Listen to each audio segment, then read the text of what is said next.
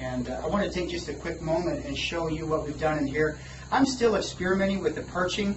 I found that just a simple board just seems kind of awkward to me. I mean, I wouldn't want to have to sit on a single board all night long.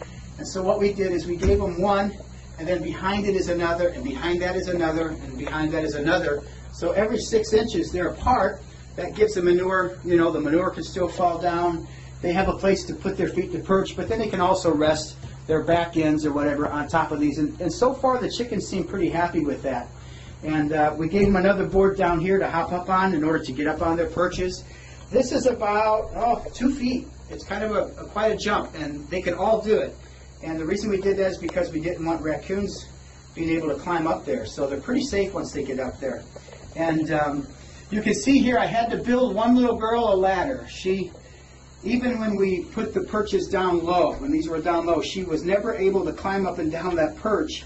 And so, needless to say, I had to build her a ladder, and she has gotten a little bit better, a little more agile sitting up here, a little more comfortable. And I think I've seen her jumping up on the perches on her own. So I'm about ready to take that ladder away. It was just there for training for her, I guess. And you can see we've got lighting. You know, you don't need to have all of this stuff, but we put it in.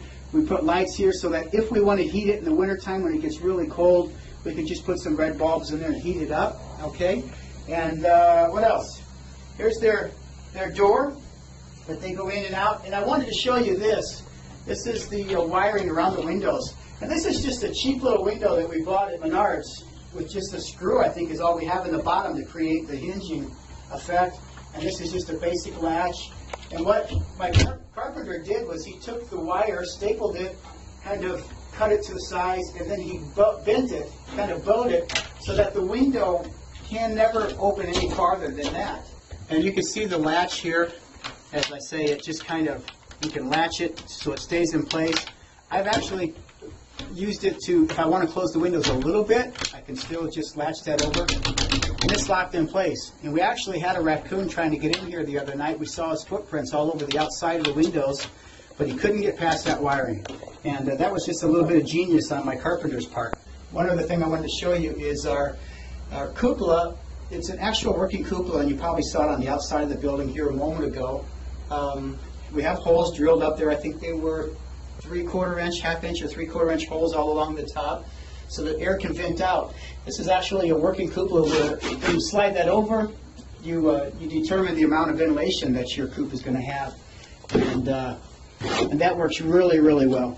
And that way we're able to close up the windows and still have the right kind of ventilation going in. And then lastly, I wanted to show you the nesting boxes. You know, just like anybody's nesting boxes, I suppose, but that's where the girls lay their eggs, and that's where it all starts. Oh, hey, one last thing I want to show you, and that is our door. This is my door installed, okay?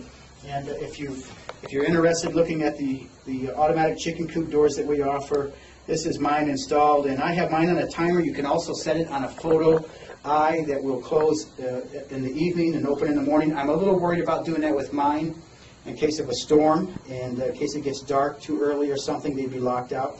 But here's my door, and you can see flawlessly goes up and down. And the girls, when the girls are up on their perches, it closes, and so there's never a problem. And there's never a problem with that door hitting the chicken. You can see the door. That door only weighs, 2-3 pounds. It's not going to hurt them. If it did touch them, they'd jump right out of the way. But even if it did come down on them, it wouldn't hurt them. And that's our door.